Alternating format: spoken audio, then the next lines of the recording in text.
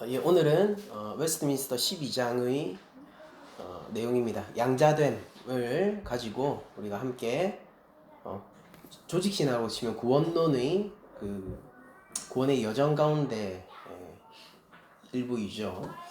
하나님의 양자가 된다는 것이 무엇인지, 하나님의 자녀가 된다라고 하는 것이 무엇인지 우리 시간을 통해서 조금 살펴보도록 하겠습니다.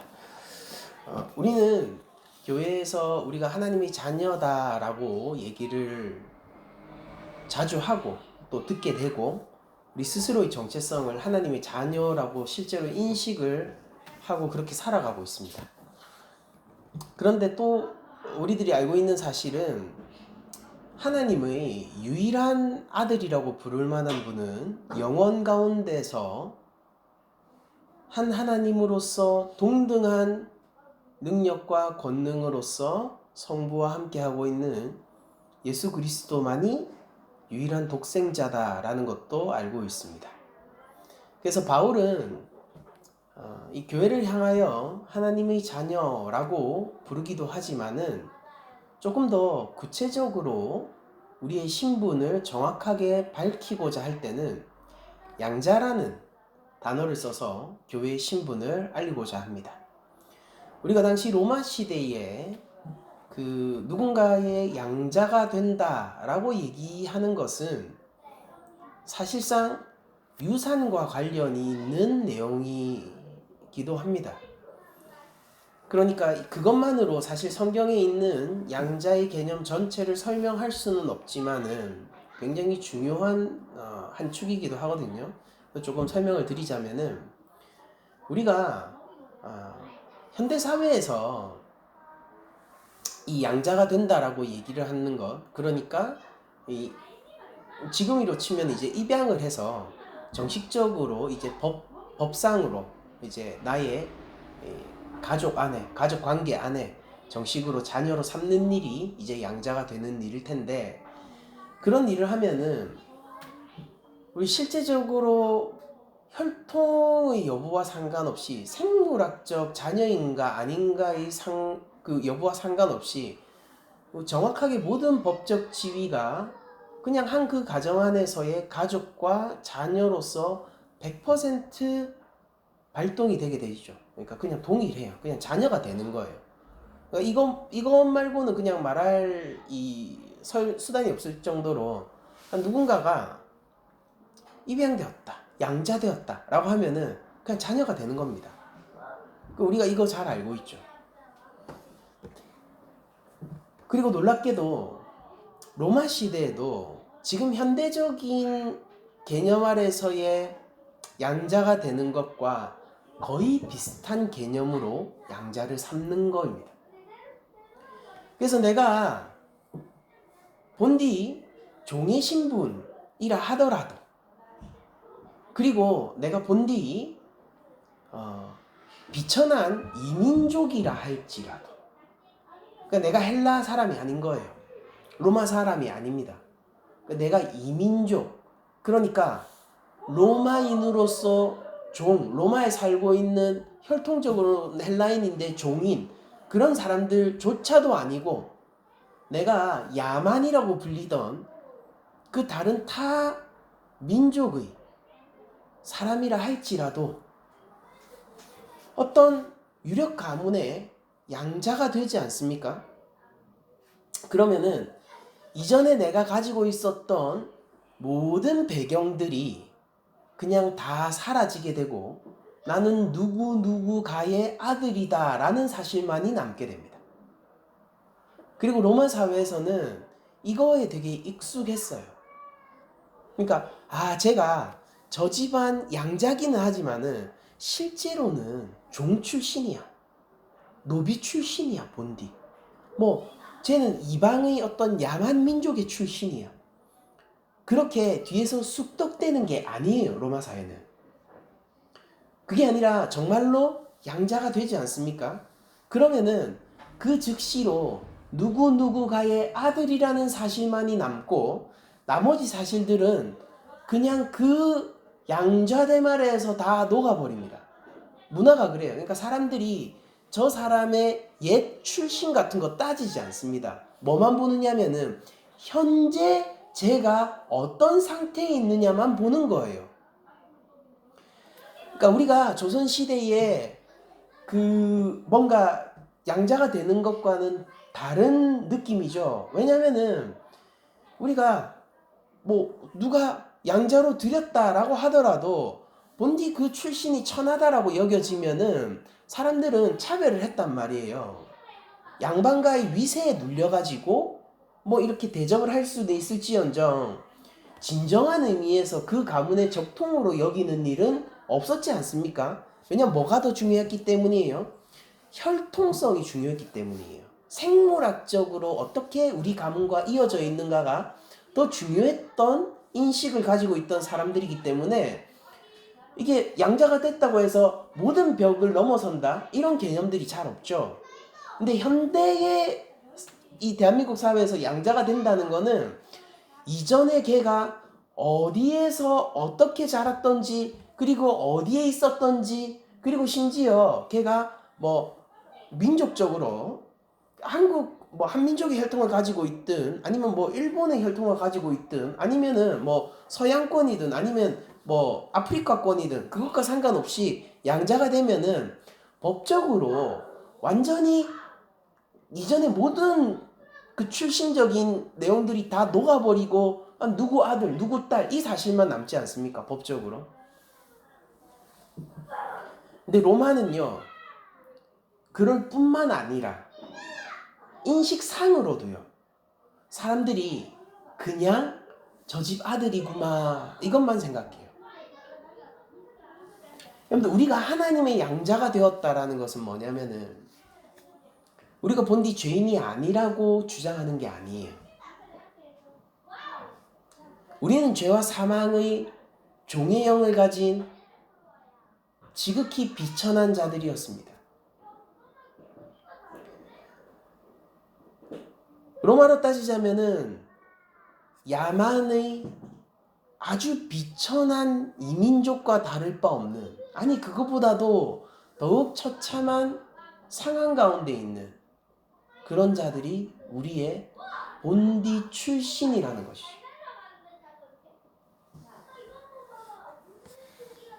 이것은요, 이 사실은요, 사라지지 않아요. 누구도 모른 척 하지도 않습니다. 오히려 그 사실은 우리 가운데 확증되었고, 하나님은 그 사실에 대해서 누구보다도 공의롭게 그리고 예민하게 마음의 중심까지 판단하시며 모든 것을 기억하고 또한 심판하시는 분이십니다. 그러나 그 로마적 배경 아래서 양자됨을 우리가 한번 이해해보죠. 그 사실이 사라지는 게 아니지만 그러나 우리가 예수 그리스도 안에서 또한 예수 그리스도를 위하여 중요하기 때문에 다시 한번 말씀드릴게요. 예수 그리스도 안에서 우리가 양자되는 유일한 방법이에요. 예수 그리스도를 위하여 우리를 양자로 세우신 목적입니다. 그리스도 안에서 또한 우리의 구주를 위하여 우리가 양자가 되게 되면은 그 순간 우리의 모든 출신적인 배경, 죄와 사망의 노예이며 하나님의 대적자였으며 우리가 구제할 바 없는 파산의 영혼을 가졌다는 그 사실은 즉시로 극복 가능하게 돼요. 이제 무엇으로만 판단을 받게 되냐면은 내가 현재적인 신분이 과거는 더 이상 중요하지 않은 거예요. 과거가 사라졌냐? No. 그 사실은 명백합니다. 그러나 판단을 당할 때 과거의 사실은 아무런 우리에게 해를 끼치거나 판단의 기준이 되지 않아요. 현재적인 신분, 내가 하나님 나라의 자녀다라는 이 사실만으로 하나님과의 양자다라는 사실만으로 모든 것이 판단되어지고 그런 대우를 받게 되고 하나님도 그렇게 우리를 취급하시게 되는 상황이 우리가 양자가 되는 상황이라는 거예요.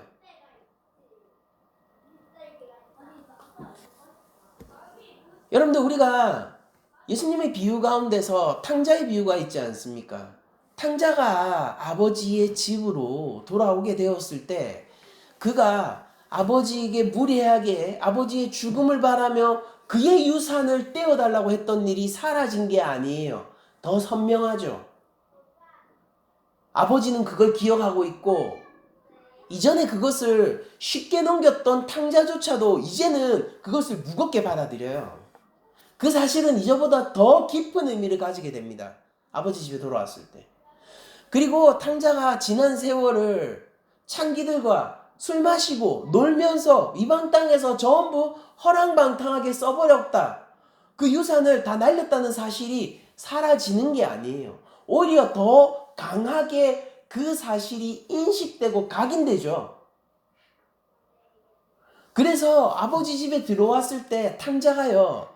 내가 아버지 집에 종이라도 할 수 있으면 좋겠다라고 오는 것이고 아버지가 그를 위해서 잔치를 연다고 하더라도 그러면 이제 내가 아버지가 이렇게 대우해 주시니까 뭐 이전에 있었던 일은 그냥 없던 일로 해도 되겠네 라고 탕자가 생각하지 않죠. 그게 아니라 오히려 어떻게 더 탕자 안에서 이전에 자신의 죄악과 과오가 깊이 임박히게 됩니까? 아버지께서 이렇게까지 해주시다니 이 자격 없는 놈에게 어찌 감사한가? 왜냐면 내가 이렇게 자격 없는데. 어찌 우리 아버지 은혜가 이렇게 큰가? 왜냐면 내가 이렇게까지 타락했었는데. 어찌 아버지 품이 이렇게도 넓고 그의 인자하심과 오래 참으심이 어찌 이리도 큰 것인가? 내가 죽을 짓을 했는데. 그 사실은 탕자의 마음속에 더 깊이 박히지만은 그러나 그 사실이 그 부끄러운 사실이 잔치 가운데서 모든 사람들이 즐거워하고 있는 그 상황에서 그 탕자를 판단하고 그 탕자를 끌어내리고 위협하는 요소가 되지 않는단 말이에요. 오히려 감사의 재료, 아버지를 향한 사랑의 재료, 아버지를 더욱더 이해하게 되는 재료가 되는 것이죠. 이전에는 아버지의 사랑을 몰랐으나 비로소 알게 된 것이고 이전에는 아버지의 오래 참으심과 인내를 몰랐으나 비로소 알게 된 것이고 이전에는 그냥 세상의 어려움도 그리고 아버지의 돈이면 뭐든지 할 수 있을 것 같았던 그런 치기 어린 자신의 모습이 얼마나 어리석은지도 몰랐지만은 그러나 지금은 깊이 후회하고 뉘우치며 겸손하게 아버지 집에 있기를 원하는 자신을 되찾게 되는 것이죠. 우리가 양자가 되었다, 하나님의 자녀가 되었다 라고 얘기하는 것은 그 어떠한 판단으로부터 우리들이 극복해버렸고 어떠한 형태로든지 현재의 신분 이외에 우리를 위협하거나 현재의 신분으로 다루지 않는 누군가가 없다는 것을 뜻하지만은 하나님이 그렇게 다루시는데 누가 감히요? 그것을 뜻하지만은 그것이 곧 우리의 죄인됨을 우리 스스로가 잊어버리거나 하나님 앞에서 회개치 않거나 우리가 하나님 앞에서 교만해질 수 있는 근거를 가지게 되었다는 뜻은 아닙니다. 오히려 반대죠. 하나님의 자녀들은 더욱더 종이 되길 자처합니다. 하나님의 자녀들은 구주의 종이 되기를 즐거워하고 기뻐합니다. 하나님의 자녀들은 그리스도 안에서 하나님의 자녀가 된 것으로 말미암아 그리스도를 위하여 살기를 소망합니다. 우리를 먼저 섬기신 우리의 구주를 나 역시 섬기기를 원하며 우리의 삶이 주 예수 그리스도에게 얽매이는 것을 즐거워하며 그것으로 자유와 평안을 누립니다. 우리 가운데서 우리의 죄들은 더욱더 고발당하게 되고 성령님의 조명 아래서 우리들이 어떻게 파산당한 영혼인지는 더욱더 하나님의 말씀 안에서 드러나게 되고 우리가 사무쳐 우리 마음 안에서 이 자격 없는 자를 권하신 하나님을 더욱더 알게 되지만은, 그러나 그 경험이 우리를 낭망시키는 것이 아니요 도리어 우리로 하여금 하나님에게로 더욱 나아가게 하는 경험, 하나님을 더욱더 알게 하는 경험, 나를 더욱더 낮추고 겸손하게 하나님 자녀로서 살아가는 방법, 하나님 자녀로서의 태도를 갖추게 되는 것으로 작용하게 되는 거죠. 그리고 로마 시대에 누군가를 양자로 드린다라는 것은 무엇 때문에 드리냐면은 유산의 문제와 상관이 있어요. 여러분들, 로마 시대는요, 우리가 생각하는 것 이상으로 아주 가부장적인 사회입니다. 그러니까 이게 되게 이상해요. 그러니까 로마 사회를 보잖아요. 로마 사회를 보면은 뭐라고 해야 될까? 이게 엄청나게 좀 개방된 사회입니다. 사회는. 그래서 그 단적으로 로마의 황제들을 보면요, 여자들도 있고요, 그리고 흑인도 있고요, 그리고 이민족도 있고, 꼭 굳이 장자가 아니어도 돼요. 그러니까 장자를 찾는 게 더 힘들기도 해요.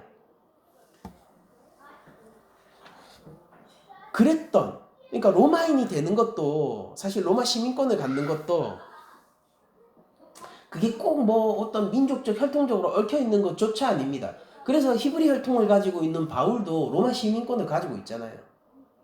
그래서 로마 사회를 위해서 헌신하고 공헌한 것이 인정되잖아요.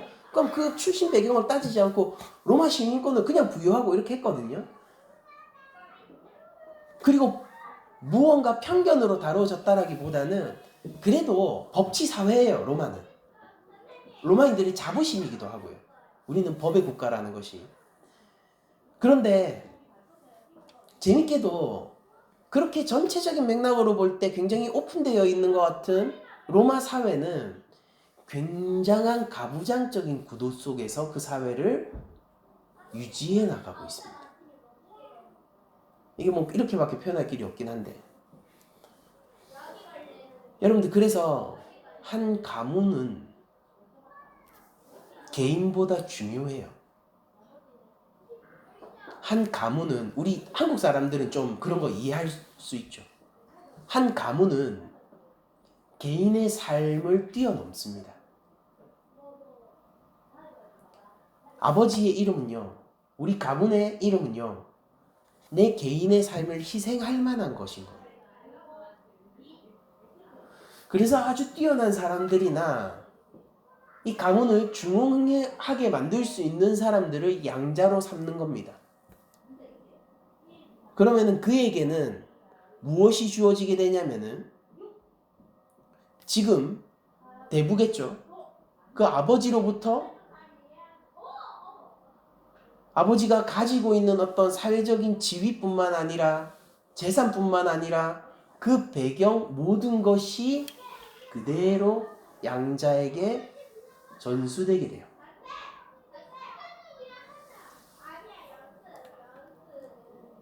가문이 개인을 압도하기 때문입니다. 이 가문을 유지하고 지키기 위해서는요, 가장 최선의 선택이 누군가를 양자 삼는 것이라고 했을 때 그런 것들을 아무렇지 않게 할 수 있는 것이 로마 사회죠. 그러니까 사람들도 그냥 아무렇지 않게 이해하는 것이죠. 하나님이 우리를 양자 삼으셨다고 하는 것은 무엇이냐면은, 이런 로마적인 배경으로 이해를 하자면은, 그리스도의 죽음 위에서 그분의 유언 가운데에서 모든 것을 주겠다라는 것. 하나님의 영광, 하나님 나라, 하나님 자녀로서의 권세. 목사님, 예수님은, 또한 우리의 하늘아버지는 천지의 왕이 아니십니까? 네. 그 통치권도 함께 나누세요. 모든 것을 주시겠다는 겁니다. 양자됐다라는 거예요. 우리 구주 안에서 예수 그리스도를 위하여 양자로 세움받은 우리들은 미래에 이 모든 것이 약속되어 있는 자들입니다. 이 길을 선택하고 이 길을 추구하는 자들은 참으로 지혜로운 자들입니다. 이 길 가운데서 더욱 신실한 하나님의 자녀가 되기 위해서 배우고 공부하고 살아가고 사모해 나가면서 사는 사람은 하나님 입장에서 볼 때 가장 아름다운 삶을 가장 지혜롭게 추구하는 사람이 되는 거예요. 구약은 이것을 여호와를 경외하는 삶이라고 규정합니다.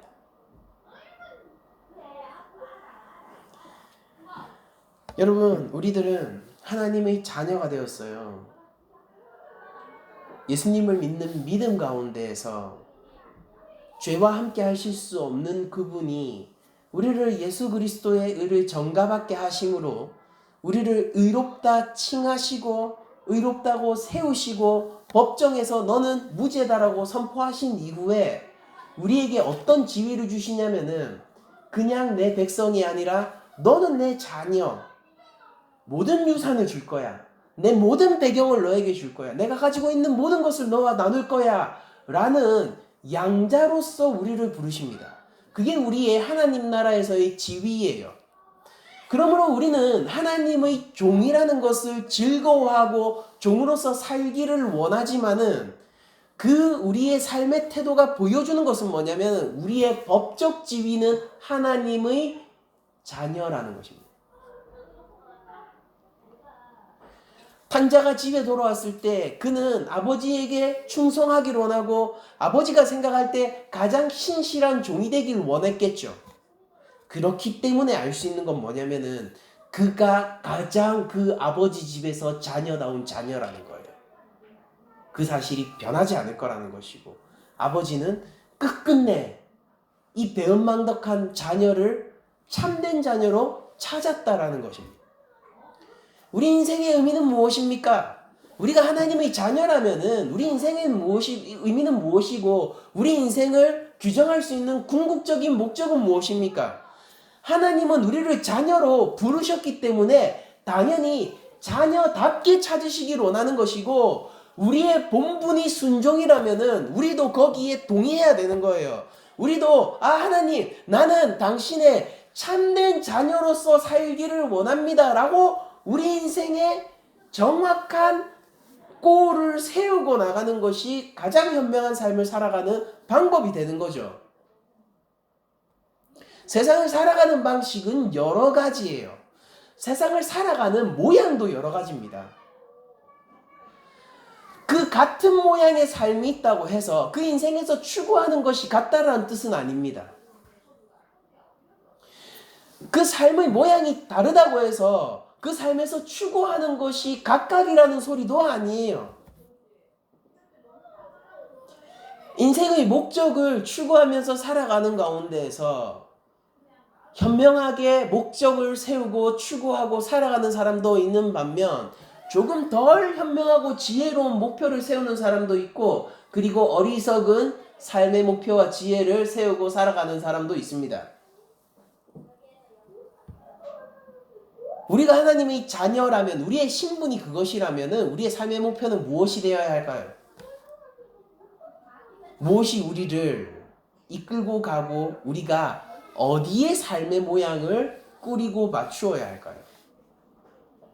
많은 사람들이 비전 캠프나 이런 데서 이런 걸 원해요. 내가 청소년 때 뭐 그런 거죠. 내가 미래에 뭘 해야 될지를 알려주면은 하나님 그럼 무조건 순종할게요 라고 사람들이 얘기합니다. 그러니까 안 되는 거예요.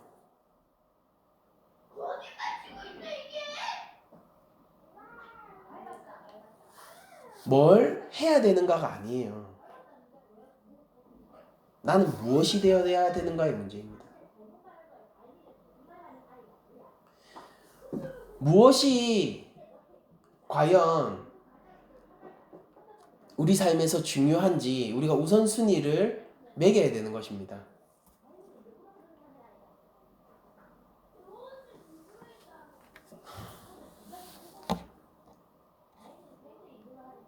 이제 예전에 그것을 물어본 사람이 있었는데 뭐냐면은 내가 뭘 해야 될지 모르겠다. 하나님이 얘기만 하면은 뭐든지 충성할 수 있는데 하나님이 말씀하셔서 나에게 뭐 아프리카 오지로 가라고 해서 그게 확실하기만 하다면은 나는 그렇게도 할 용의가 있다. 그러니까 너무 답답하다. 근데 나 너무 답답하다. 왜냐면 하나님이 침묵하고 계신다. 이렇게 얘기를 하는 사람들을 종종 만나게 됩니다. 그게 사실은 저의 과거 모습이기도 했고 우리 교회에서 얼마나 많이 그런 사람들을 만납니까? 그리고 청소년 비전 캠프 가면은 거기 있는 청소년들이 거의 대부분 그런 마음을 가지고 있기도 해요.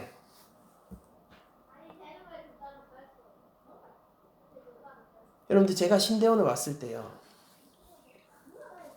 거기에 그 사람들의 간절한 소망이 있잖아요.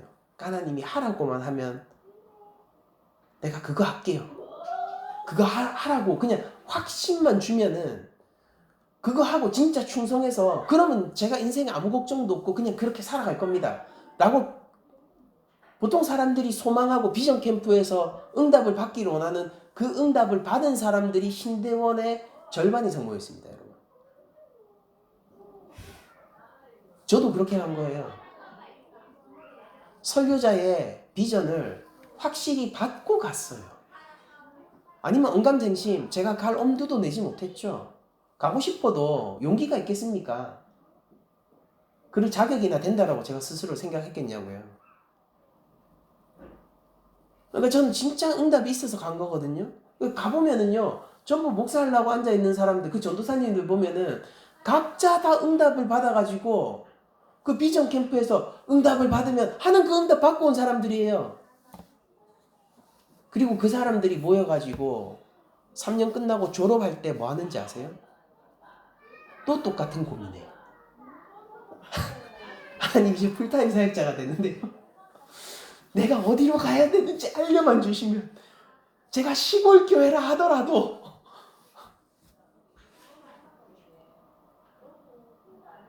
그렇게 하다가 이제 부목사 잘하고 이제 담임 목사로 넘어가야 되는 나이대가 있단 말이에요. 그때 사람들이 어떻게 기도할까요?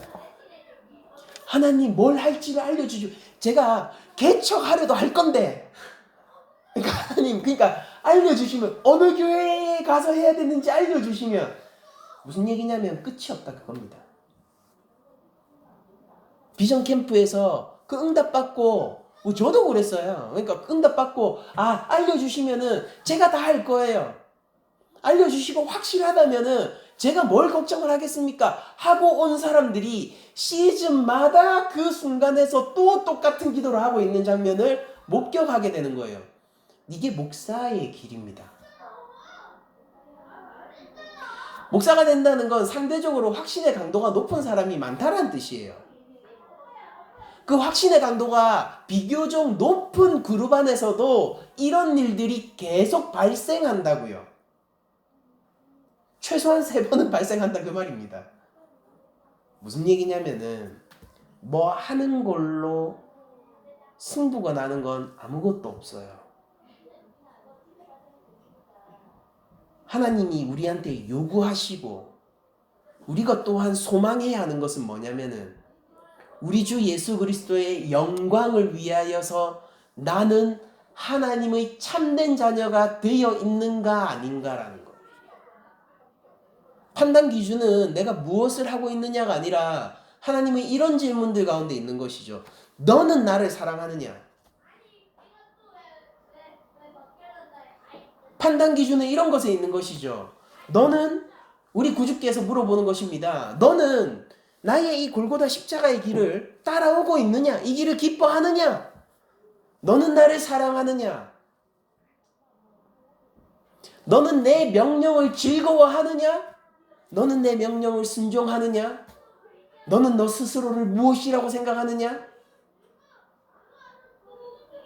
네가 선택하고 살고 있는 너의 삶은 어디에 속한 삶이냐? 이런 걸 물어보시겠죠. 너는 하나님의 성품이 무엇이라고 생각하느냐? 너는 그 하나님의 사랑을 따라서 사랑의 사람이 되어가느냐? 어떤 목사님은 크게 성공했지만은 큰 교회를 가지고 많은 사람들에게 설교를 전하고 은혜를 끼치고 있지만은 부교육자들을 줄로 세워서 조인트를 까면서 폭언을 퍼붓는 사람이 있어요. 부산하네요. 공공연한 비밀입니다.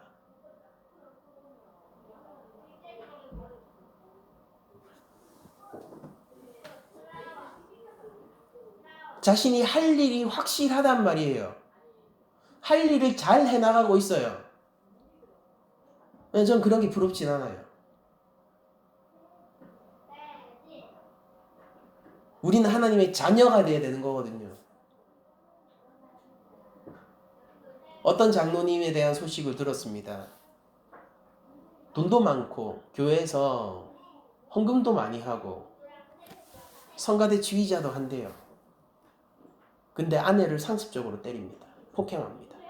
담임 목사님도 뭐라 말하지 못하고 도리어 그 장로님은 맞을만 해서 때렸다 라고 얘기를 한대요. 교회 안에서요. 교회 안에서요. 일 잘하고 있죠.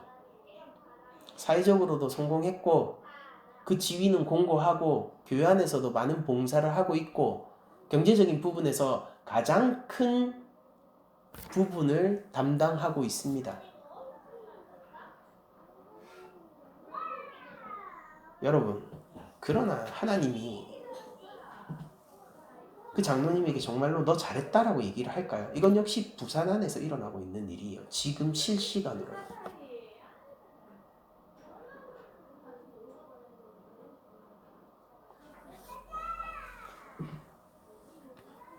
하나님이 우리를 자녀 삼으셨다라고 하는 것을 우리들이 믿는다면은요. 그럼 우리의 반응이 어떻게 되냐면은 그래 나는 존귀한 존재야가 아니라 하나님이 우리를 자녀 삼으셨으니까 나도 거기에 동의하는 게 성도의 기본적인 태도여야 되는 거예요. 한국교회의 교만함이 어디서 오느냐면은 너 하나님의 자녀야. 그러니까 너 존귀해. 너는 사랑받을 사람이야. 너는 어야둥둥 뭘 해도 하나님이 이 사건, 이 결론을 바꾸시지 않아. 모든 맞는 말로 사람들의 눈을 감게 하는 거예요. 무엇으로부터? 그들의 죄악으로부터. 넌 하나님 자녀니까 구원이 확실해. 아니 이게 아니에요. 하나님이 우리를 자녀 삼으셨잖아요. 하나님이. 그러면은 하나님의 능력이 어디에 있겠냐고요. 우리를 자녀 삼는데 그 능력이 있을 거 아니에요.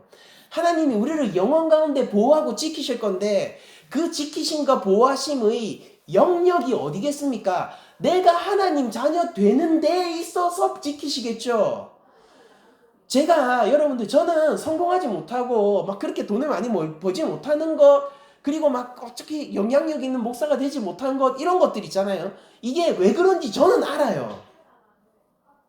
많은 사람들이 안타깝게 여길 수도 있겠지만은 저를 응원해주는 사람들은 박 목사님 조금 더 잘 됐으면 좋겠다 이런 생각을 할 수도 있겠지만은 저는 알아요. 제가 왜 아직까지 이래야 되는지. 그리고 이 사실에 감사하는데 그게 왜 그렇냐면은 여러분은 저는 뿌리부터 교만한 사람이라서 그래요.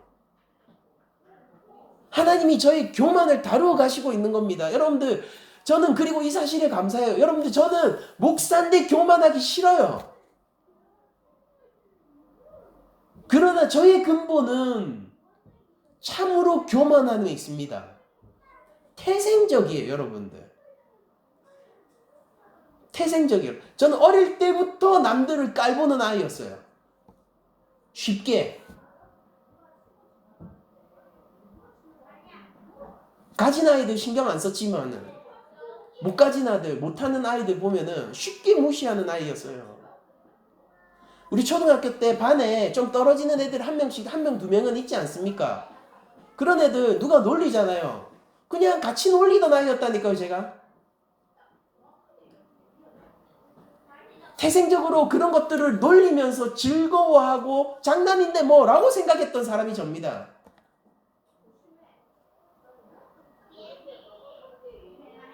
하나님은 지금도 다루고 계세요. 이게 해결되기 전까지 이게 철저하게 하나님 앞에서 부서지기 전까지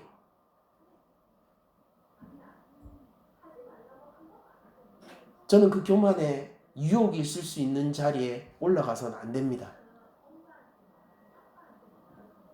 그래서는 안 돼요.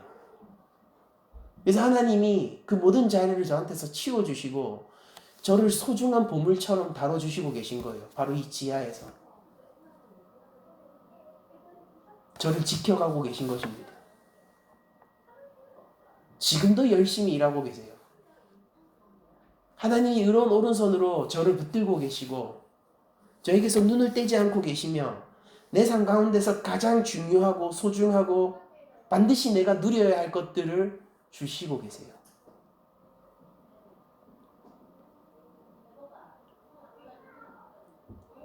하나님은 저에게서 무언가를 금지하신 게 아니라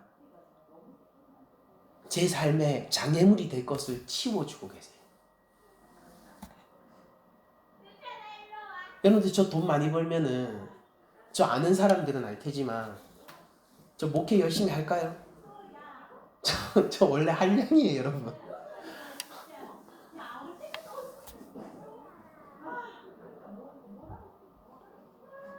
제가 궁핍함이 없고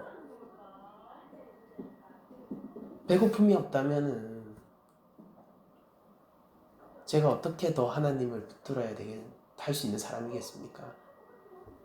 그러니까 저는 그럴 깜냥이 안 되는 사람이거든요. 그래서 하나님은 제 삶 가운데서 독이 될 만한 것들을 치워주시고 계세요. 이 자격 없는 자를 어찌 소중히 대해주시는지 세심하게 하나하나 나에게 가장 필요한 것을 통하여서 나를 하나님 자녀 삼습니다. 그리고 저는 그 하나님을 찬양하며 저 역시 하나님의 자녀가 되기를 간절히 소망해요. 우리가 그리스도인으로서 원하는 것이 무엇입니까? 무슨 일력? 그것이 과연 하나님의 자녀라는 신분보다 높은 것입니까? 하나님, 제가 거대한 사업가가 돼서 내가 여러 선교사님들을 돕고 내가 누구도 할 수 없는 하나님의 나라의 건설의 일을 하겠습니다. 몇몇 선택받은 사람들은 그런 일을 해요. 그러니까 그게 나쁘다는 것도 아니고 그건 역시 선한 하나님의 일입니다. 그러나 우리 모두가 그것을 추구하고 있는 것은 핀포인트를 잘못 잡고 있는 거예요. 누군가는 자신이 받은 소명 안에서 그런 일을 하는 것이고 누구는 자신이 받은 소명 아래에서 그냥 사는 거예요. 불공평한 것일까요?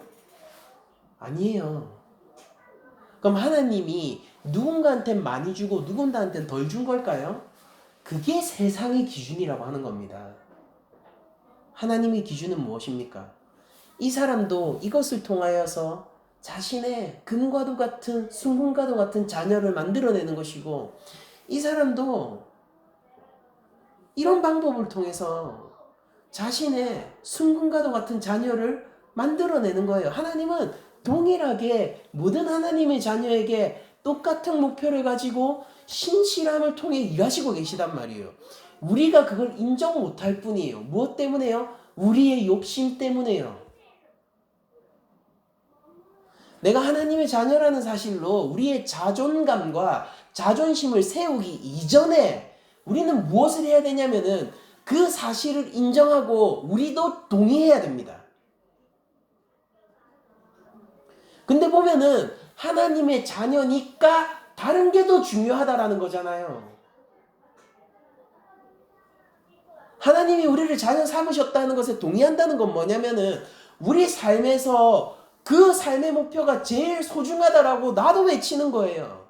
하나님 하시는 일에 나도 동참하겠다라는 것이 우리의 믿음의 고백이 돼야 되는 거라는 뜻입니다. 하나님 자녀예요. 그러니까 너 잘 될 거야. 잘 될 거예요. 어떤 영역에서요? 하나님 자녀 되는 영역에서 우린 잘 될 거예요. 실패하지 않을 겁니다. 하나님 반드시 이루실 거예요. 저는 역사상 하나님이 자신이 하시는 가장 지고한 일에 실패하시는 장면을 본 적이 없습니다. 한 영혼이 천하보다 귀하며 그 모든 것을 해치고 양 한 마리를 찾기 위하여서 자신의 독생자를 버려서 십자가에서 밟으신 우리 하늘아버지께서는 우리를 반드시 찾으실 거예요. 십자가 위에서 부활하신 예수 그리스도의 부활의 승리를 보십시오. 우리 이제 4월 20일 날 부활절이잖아요. 그 승리를 보세요. 하나님이 실패하십니까? 이미 승리하셨잖아요. 하나님이 우리를 찾는데 실패할까요? 결코 실패하지 않으세요. 우린 하나님의 자녀입니다. 그러므로 동의하면서 살아야 되는 거예요. 나 하나님의 자녀예요. 참된 하나님의 보호와 사랑과 은혜가 우리 삶 가운데 비춰질 것이며 그것은 실패하지 않을 것이니 나도 그 파도와 그 기류에 몸을 맡기고 참된 하나님의 자녀가 되는 삶을 살아갈 거란 말이에요. 여러분들 무엇을 하고 계신지, 얼마나 재산이 많으신지, 그리고 여러분들이 가정이 있으신지 없으신지 이런 것들이 중요하기는 하지만은 그게 문제가 되는 건 하나도 없어요. 문제가 되는 상황은 하나도 없습니다. 우리 가운데서 완벽한 상황을 가진 사람이 누가 있습니까? 아무도 없잖아요. 우리 성도들 상황 하나하나 여러분들도 우리 아니까 한번 떠올려 보세요. 우리 교회 안에 상황적으로 완벽한 상황을 가진 사람이 누가 있습니까? 아무도 없어요. 그리고 사실 대부분의 사람이 완벽한 인생을 살지 못해요. 심지어 우리가 완벽하다라고 생각하는 사람의 인생도 정작 그 삶으로 들어가 보면은 결핍으로 가득하단 말이에요. 다만 우리한테는 뭐 배부른 소리처럼 느껴져서 그렇지 그 개인에게는 결핍이 있단 말입니다. 누가 완벽한 삶을 삽니까? 누가 완벽한 상황들 가운데서 모든 것을 컨트롤하고 통제하면서 살 수 있단 말이에요. 없어요 그런 거. 인생이 원래 그런 게 아니잖아요. 누가 초인이란 말입니까? 아니, 우린 인간이에요. 그냥 한낱 인간. 그러나 우리가 어떤 상황에서 어디에 놓여있든 여러분들 그 문제적인 상황들은 하나님 앞에서 아무런 문제가 아닙니다. 우리가 하나님이 보내주신 이 자리에서 그냥 우리가 순종하면서 사는 게 우리 이슈인 거예요.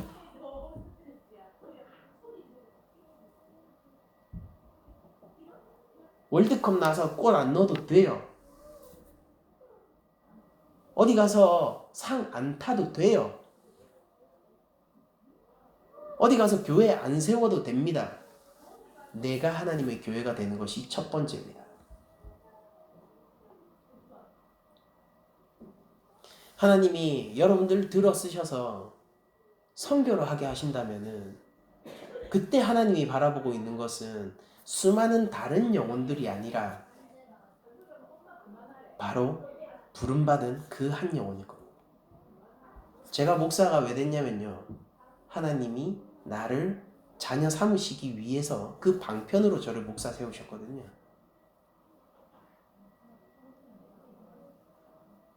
하나님이 나를 사랑하셔서 이 설교를 통해서 누가 구원을 받고 그 이전에 하나님이 저를 사랑하셔서요. 이 죄인을 부르시고 이 죄인을 사랑하셔서 이 죄인이 이전에 죄악의 때를 벗고 하나님 자녀로서 나오라고 저를 목사로 부르셨습니다. 저에게 목사로서의 책무를 부여하시고 말씀에 대한 공적인 책임을 부여하시고 개척하게 하시고 설교하게 하심으로 하나님은 저를 찾고 계세요.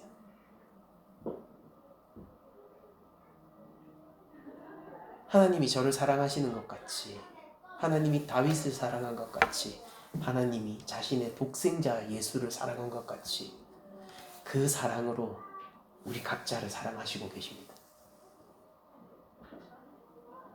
우리는 이 하나님의 사랑과 은혜 아래서 결단하는 것이고 동의하는 겁니다.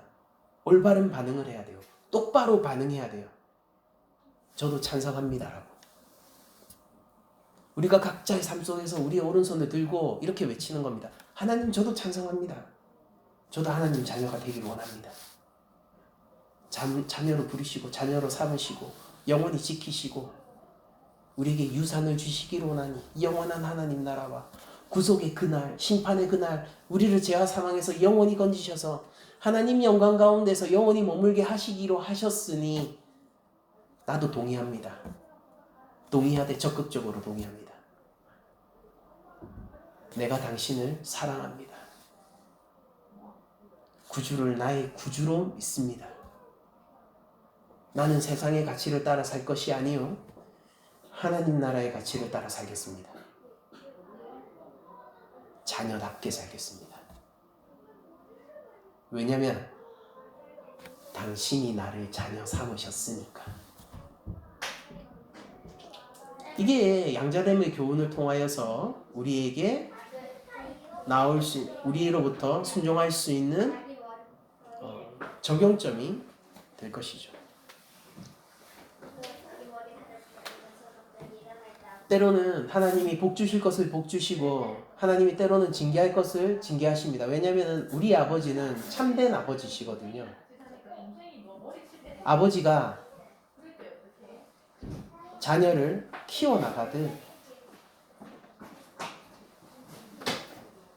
우리의 삶에서 우리 하늘아버지도 우리를 키워 나가실 것입니다.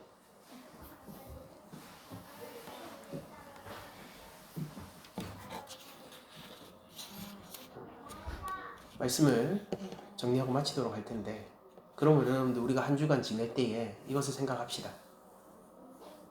필요한 모든 것을 공급하시고 우리의 삶에 탄탄대로 우리 삶에서 조금이라도 방해될 만한 것이 있으면은 모두 치워가시면서 우리로 하여금 달려라 내 새끼야 달려라 라고 외쳐주시는 우리 하나님 아버지를 따라서 우리도 한 주간 하나님의 뜻을 따라 자녀로서 살아갑시다. 우리는 존귀한 하나님 나라의 자녀입니다. 그러므로 우리는 우리의 원래 자리를 잊지 않을 거예요. 이 죄인을 구원하신 하나님 사랑에 매여 자녀로서 살아갈 겁니다. 우리는 존귀한 하나님의 자녀입니다. 그러므로 우리의 삶 가운데서 하나님의 종됨을 기뻐하며 그분의 뜻에 순종하며 성령과 함께 살아갈 것입니다. 하나님의 지키심이 우리에게 힘이 되기를 원하고 하나님이 우리를 자녀 삼으셨다는 것이 우리를 참 해방과 자유로 이끌기를 원하며 또한 우리가 전인적으로 하나님이 나를 자녀 삼으셨다는 것에 동의하는 삶의 예배기를 드릴 수 있기를 축원드리면서 모든 말씀을 마치도록 하겠습니다.